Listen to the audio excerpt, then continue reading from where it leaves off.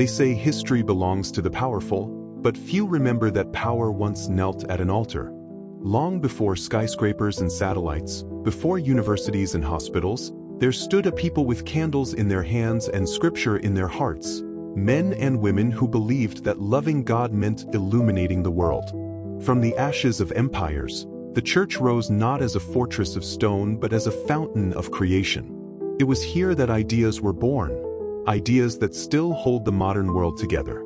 The camera fades through time as a prophetic voice whispers, "What if I told you that almost every great invention of civilization began in the church?" The first hospitals, created by followers of Jesus who refused to abandon the dying. In the 4th century, Saint Basil the Great built what historians call the first true hospital, a house of mercy for strangers and lepers, a place where compassion overruled fear.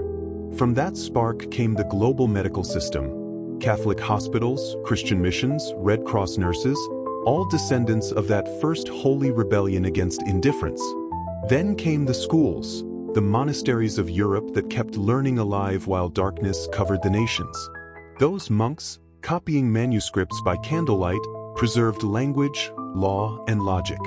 Out of their devotion came the world's first universities, Bologna, Oxford, Paris, Cambridge, all born from cathedral schools built for one reason, that the knowledge of creation might glorify the Creator. The voice deepens. To study science was to worship, to understand the heavens was to read another page of God's book. And so it was that believers laid the foundation for the scientific method itself, because faith taught them that the universe was not chaos but order, not accident but design.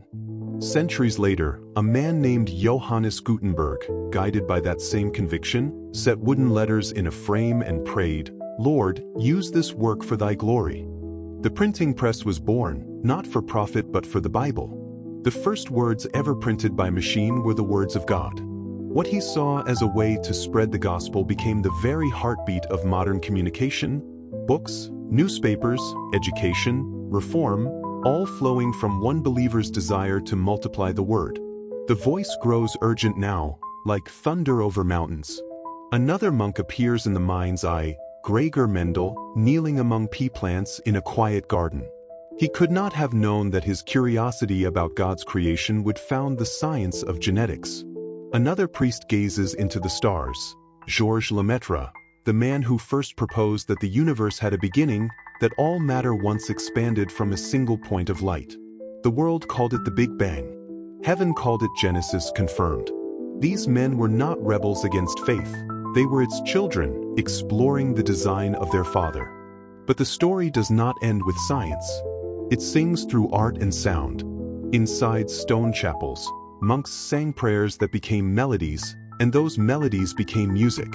Gregorian chant, the church's gift to time, birthed harmony, notation, and the entire language of composition. Every symphony, every song, every anthem we know traces its rhythm back to the devotion of those who worshipped in song. From the church's praise came the world's music. Even time itself bowed to her order. The Gregorian calendar, still used across nations, was introduced by Pope Gregory XIII to align the heavens with human rhythm. Then came the rise of compassion as a global ethic. It was the church that taught the world that every human life carried divine worth. When pagan Rome left infants to die, Christians gathered them. When slavery ruled nations, believers like William Wilberforce stood before kings and cried, "God has made all men equal." When the wounded of war lay forgotten, Florence Nightingale, moved by faith, carried lamps through the night and birthed modern nursing. When communication reached its next leap, Samuel Morse, a believer, tapped his first telegraph message with trembling hands, "What hath God wrought?" Each invention, each breakthrough, each reform was never just a human achievement. It was heaven breathing through history. But as light grew, so did shadow. There were times when the church forgot her first love, when power replaced purity, when the same hands that once healed began to build empires. Yet even in failure, grace kept creating. Revival after revival, reformation after reformation, the Spirit stirred new dreamers. From cathedrals to mission fields, from Europe to Africa, from America to Asia, the message remained: create for the glory of God, serve for the love of Christ. The narrator's tone softens, like a pastor's voice at sunset. Look closely, he says, and you'll see the pattern. God has always worked through worshippers, not merely inventors. The hospital that saves, the university that educates, the music that heals, the telescope that reveals, all trace their roots back to faith, to prayer, to the cross. They were not secular discoveries stolen from superstition. They were the harvest of belief, the fruit of love.